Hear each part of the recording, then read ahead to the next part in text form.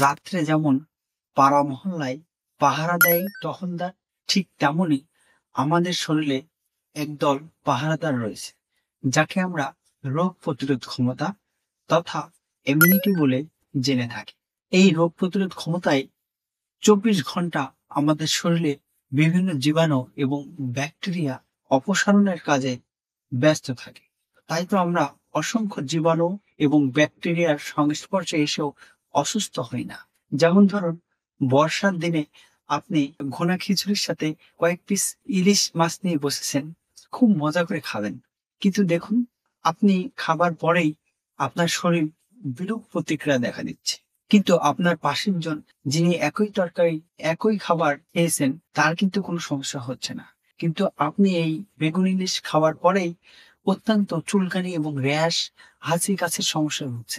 কেন এটি হয়? পাশের জনের তো হলো না, আপনার কেন হল? এই যে বললাম, পাহারাদার, টহলদার, আপনার ইমিউনিটি তথা রোগ প্রতিরোধ ক্ষমতা আপনার শরীরে যখন বেগুন বা ইলিশ মাছ গেছে, তখন সেই রোগ প্রতিরোধ ক্ষমতা মনে করছে এটা তার জন্য ক্ষতিকর। এই ক্ষতিকর বিবেচনা করে সে তার পিছনে যুদ্ধ ঘোষণা করছে। আর তখনই তারা যখন ফাইট করছে আপনার শরীরের ভিতর, তখন আপনার শরীর র্যাশ বার হচ্ছে, হাঁচি হচ্ছে, কাশি হচ্ছে, চুলকানির সমস্যা দেখা দিচ্ছে। এটিকেই মূলত অ্যালার্জি বলা হয়। আমরা কিন্তু সাধারণ মানুষ এই অ্যালার্জি সম্পর্কে ধারণা আমাদের খুবই কম। এই অ্যালার্জি কিন্তু প্রাণঘাতীও হতে পারে।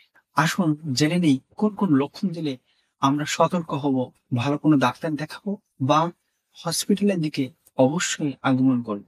শ্বাসকষ্ট, চোখ মুখ বা গলা ফুলে যাওয়া, মাথা ঘোরা বা অজ্ঞান হয়ে যাওয়া, বুক ধড়ফড় বা শরীর ঘেমে যাওয়া, এমন কিছু হলে অবশ্যই দ্রুত হাসপাতালে যান।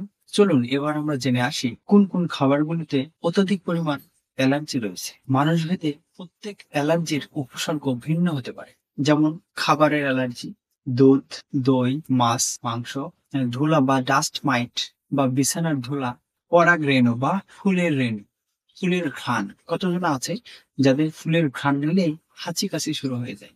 পশুর লোম, কিছু কেমিক্যাল, ধাতু, পারফিউম এর কারণেও কিন্তু অ্যালার্জি তীব্রতা বাড়তে পারে। এজন্য এগুলো ব্যবহারের ক্ষেত্রে এবং খাবারের ক্ষেত্রে অবশ্যই সতর্ক থাকুন। সব থেকে বড় কথা হচ্ছে, কোন খাবার বা কোন জিনিসের প্রতি আপনার অ্যালার্জি হচ্ছে, এটি আপনাকে ঠিক করতে হবে। আপনার জীবনযাত্রার উপর নজর রাখুন এবং দেখুন কোন কোন খাবার এবং কোন কোন জিনিসগুলো আপনার শরীর রোগ প্রতিরোধ ক্ষমতা সেটিকে তার জন্য শত্রু মনে করছে। সেই খাবারগুলো এড়িয়ে চলুন। তাহলে আপনি এই অ্যালার্জির মতো কঠিন রোগ থেকে মুক্তি পেতে পারেন। আমরা হোমিওপ্যাথির মাধ্যমে অ্যালার্জি ট্রিটমেন্ট করে থাকি। আলহামদুলিল্লাহ অনেক ভালো ফল পাচ্ছি। অনেক পেশেন্ট আমাদের এখানে অ্যালার্জির সমস্যাজনিত কারণ থেকে মুক্তি পেয়েছে।